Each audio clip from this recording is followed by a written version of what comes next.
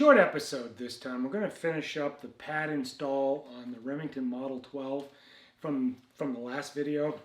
This is a continuation of the process that I went through trying to get this thing installed. If you remember from the first video, I had to do several things to straighten out that pad. Well, I also had a few other issues I had to deal with. The pad, there was a large cavity in the pad that I had to get filled in. I had to mix up some epoxy to make that happen.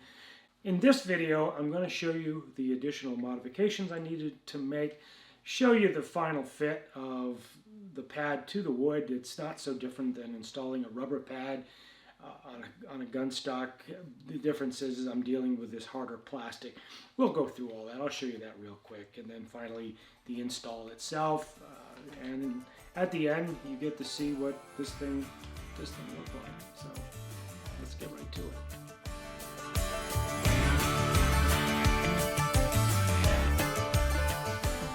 The next thing I needed to tackle was that the pad was molded with a hollow cavity in the middle. I knew I would cut into it when it was fitted to the gun stock. So I mixed epoxy with a color to match the original plastic so that the color would be seamless when the install was done. Now, judging by the number of holes already in the buttstock, it seemed clear that this was not the first time a new pad had been added to the gun. I turned several hardwood dowels on my lathe to fit, and then glued them in. Fitting and screwing the pad as closely to center as I could, I used a white china marker to outline the finished size of the gun stock, and then, using my platen sander, removed the bulk of plastic down to that white line. Now, I'm a coward when it comes to grinding on any pad when it is installed on a finished gun stock, so I did all of my fine fitting with files and sandpaper. So the last thing I have to do before I install this pad is to apply a little bit of finish around this raw edge.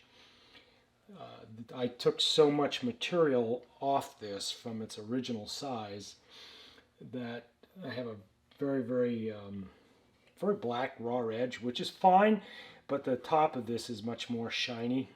So in order to give this a little bit more refined look, I am going to add just a little bit of finish. It'll bring up the gloss just a little bit. One of the problems is that I had to mix some epoxy and then color it black to fill in the void that was from the original molding itself of the pad, and the color is almost exact. It came out really well, and then by adding a little bit of finish, it'll help blend in the two blacks so they'll become almost indistinguishable.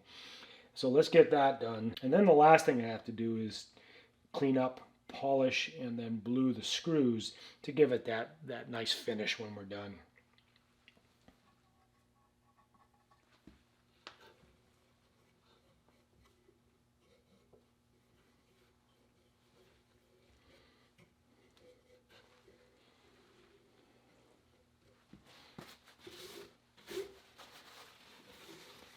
All right, let's go do those screws.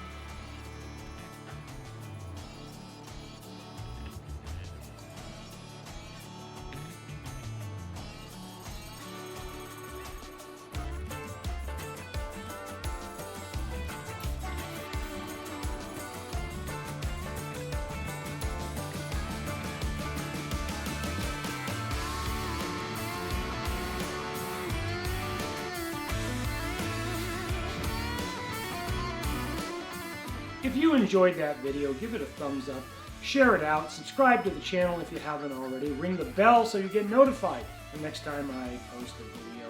Consider signing up to my Patreon page. I appreciate you guys over there. And finally, I'll see you in the next one.